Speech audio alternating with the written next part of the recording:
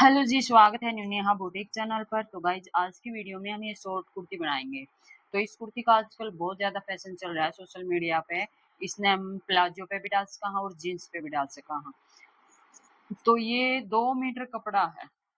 ये देखो 2 मीटर कपड़ा में आराम से बन जाएगी ये कुर्ती। और इसका अर्ज थोड़ा सा ज़्यादा है, चाहे नॉर्मल अर्ज हो फिर भी है ना 2 मीटर कपड़े में आसानी से बन जाएगी ये वाली कुर्ती।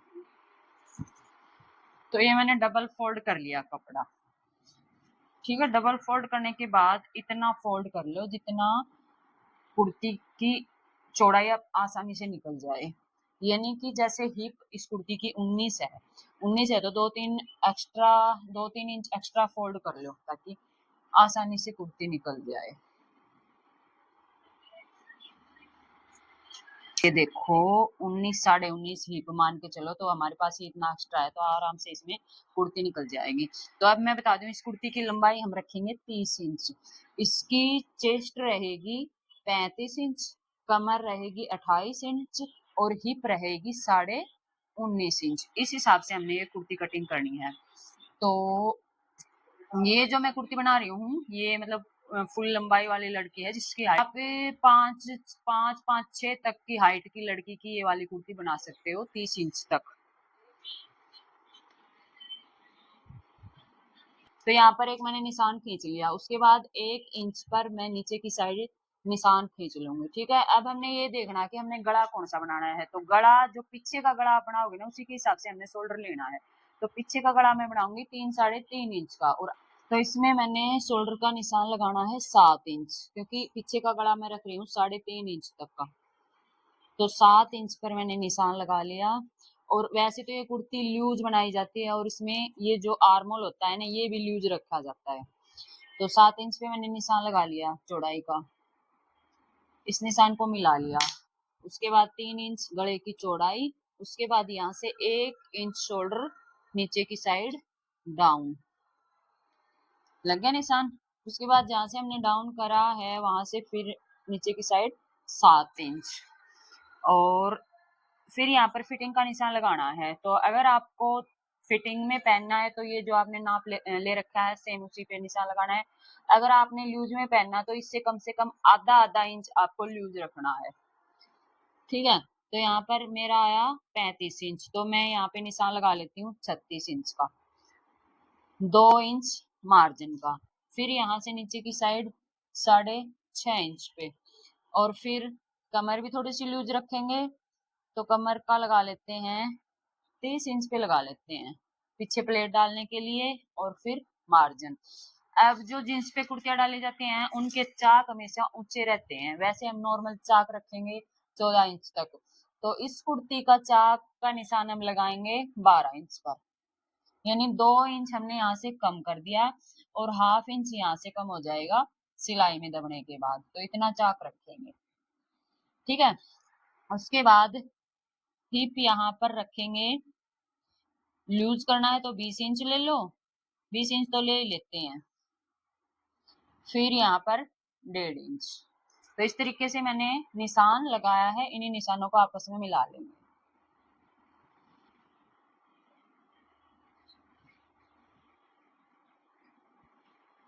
ये हो गया फिटिंग का निशान। यहाँ से हमने करना है इसको कट।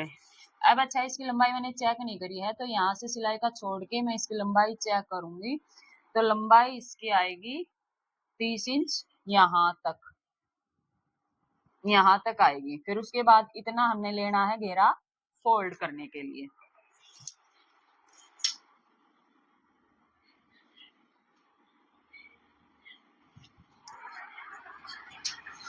यहाँ से हमने यहाँ से हमने आर्मोल की गोलाई देनी है। यहाँ से मैंने निशान लगा दिया 1.5 इंच का और इसका बीच सेंटर करना है यहाँ से यहाँ तक का 3.5 इंच। अब ये निशान मेरे को मिलाना है इस तरीके से यहाँ तक। ठीक है, अगर आपके पास ये आर्मोल शेपर है तो इससे और थोड़ा सा फिनिशिंग के साथ निशान लग जाएगा, इससे लगा लो। उसके बाद ये बीच सेंटर है, इससे अंदर की साइड आएंगे कम से कम 1 इंच। 1 इंच अंदर की साइड आगे, फिर ये आर्मोल शेप पर सेट करना है। ये आर्मोल शेप पर सेट करना आना बहुत जरूरी है। इसको हम कैसे भी रख के सेट कर सकते हैं। अब जैसे मैंने यहाँ निशान लगा लिया, ये आर्मोल शेप पर एक तो ये पॉइंट है, इस पे टच होना चाहिए, एक ये पॉइंट है, इस पे टच होना चाहिए, एक ये है नीचे वाली लाइन, इस पे टच होना चाहिए। ऐसे रखेंगे तब जाके ये शेप अच्छी निकलेगी। ऐसे इसको ये नहीं रखना है और निशान लगा दिया, इसको ध्यान देना है। इसको ऐसे घुमाओ चाहे ऐसे घुमाओ, कैसे भी घुमाओ, पर ये सेट करना आना चाहिए।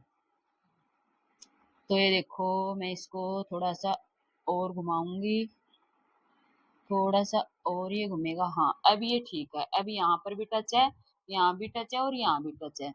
तो इसके ऊपर फिर हमने लगाना है निशान। तो इस तरह से हमने आर्मोल शेपर को सेट करना आना चाहिए। उसके बाद आपकी कटिंग कभी भी खराब नहीं होगी। अब जैसे हमने निशान लगाया, उसी निशान से हम इसको कटिंग कर देंगे।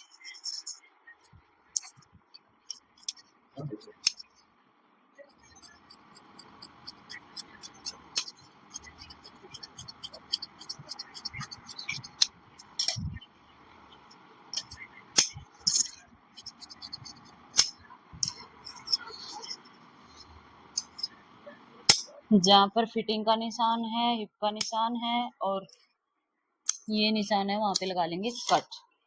लगा लिया कट। अब दोनों पार्ट को अलग अलग कर लेंगे, क्योंकि ये पार्ट मैंने इकट्ठे फोल्ड कर रखे हैं। तो यहाँ पर प्लेट का निशान लगाएंगे। जहाँ पर कमर का निशान है, उससे थोड़ा सा नीचे की साइड मैंने ये लाइन खींच ली और फिर यहाँ पर 3.5 इंच का ये लाइन खींच लिया। प्लेट की लंबाई रखनी है 7.5 इंच रख लेंगे इसमें, क्योंकि इसमें चाक छोटे हैं तो वो प्लेट की लंबाई चाक तक आ रही है। तो इसमें रख लेंगे 7.5 इंच की लंबाई, मतलब चौड़ाई, लंबाई सॉरी। इस तरीके से डाल देंगे। दूसरी साइड भी निशान लगा लेंगे प्लेट का और यहाँ से ये अभी अलग नहीं हुई है, यहाँ से इसको अलग कर लेंगे।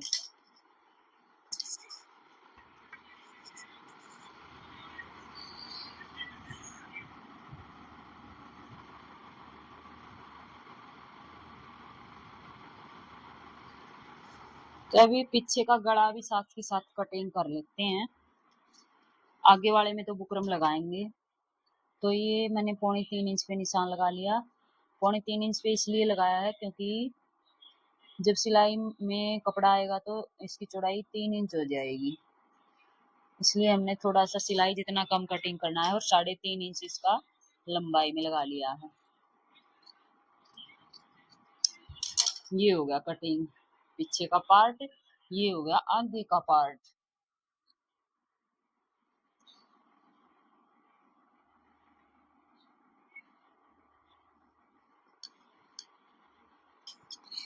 तो आगे का पार्ट में ये इतना एक्स्ट्रा है, इसको कटिंग कर देते हैं और ये शेप इसकी दे देते हैं।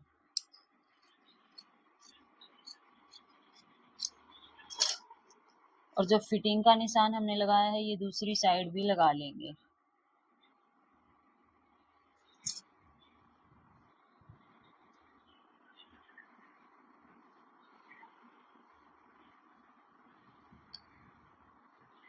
ठीक है, ये लग चुका। अब करेंगे बाजू कटिंग।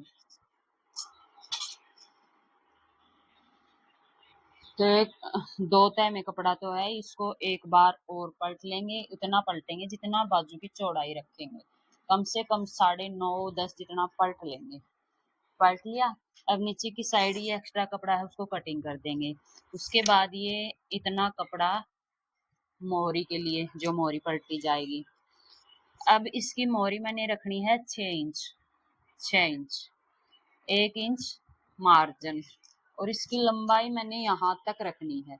तो यहाँ तक रखनी है तो इसकी कम से कम 22-23 इंच लंबाई रखेंगे। 21 इंच लंबाई है इसकी, तो हाफ इंच तो हमने बढ़ा के लेना है। 22 इंच पे निशान लगा लेते हैं। लगा लिया। यहाँ से नीचे की साइड लगाएंगे 3.5 इंच पे गोलाई देने के लिए। 3.5 इंच पे भी लगा लो चाहे 3 इंच पे भी लगा लो, कोई दिक्कत नहीं।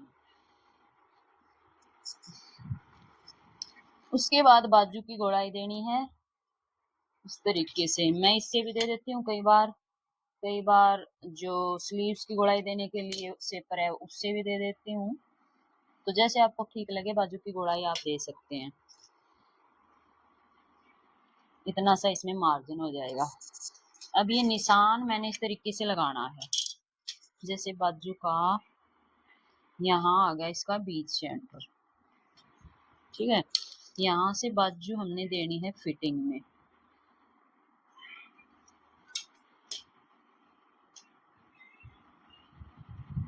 ऐसे, और इसको यहाँ से ऐसे। ये मतलब बाजू बहुत ज्यादा लूज नहीं रखनी, आगे से 6 मोहरे रखनी है और यहाँ से थोड़ी सी फिटिंग देते हुए फिर बनानी है इस तरीके से, ठीक है।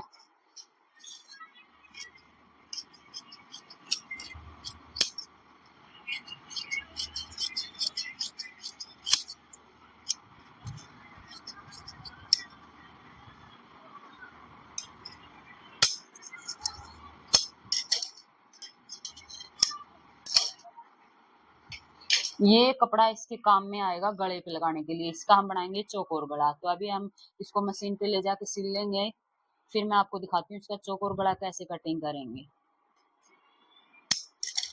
अब ये 2 पार्ट उठा के मैं इसकी कटाई भी कर देती हूँ, ठीक है। ये इसकी कटाई होगी। तो अभी आपने कुर्ती की कटिंग देखी, तो किस किस को समझ में आई ज़रूर बताना। तो कुर्ती मैंने सिल ली थी, मैंने सोचा आपको बता दूं। मैंने सिंपल है, वैसे तो ये आप सब सिल ही लोगे इस तरह की कुर्ती। तो मैं सोचा इसका नेक आपने बता दूं। इसकी लंबाई नेक की मैंने रखी है 4.5 इंच, तो ये 5 इंच पर कटिंग होगा, ठीक है। और नीचे से इसकी चौड़ाई मैंने रखी है 7 इंच की, यानी 3.5 इंच की डबल करके, और ऊपर से 3 इंच की। तो इस तरीके से आपको नेक कटिंग करना है। पीछे वाला आपने देख लिया था, बाजू वगैरह उतनी रखी है 6 इंच की, बाकी बिल्कुल सिंपल है। तो मैं आशा करती हूँ कि आप इसको ज़रूर सील लोगे। नेक जो मैंने आपको बताया है वो आप लिख लेना ताकि आपको याद रहेगा। और इसके साथ मैंने ये बनाई है पैंट भी बहुत अच्छी बनी है। अगर आप थोड़ी सी भी कोशिश करोगे ना, आपका काम फिनिशिंग से भी होगा। और ये देखो, मैंने फिर इसका थोड़ा सा लुक ले भी लिया था, इस लड़की ने डाला था तो इसको बहुत अच्छी लगी थी ड्रेस, और आप सबने मेरे व्लॉग में देख भी लिया होगा। तो इसकी अगली वीडियो आपको मैं पैंट की ज़रूर डाल दूँगी। तो ये आपको कितनी समझ में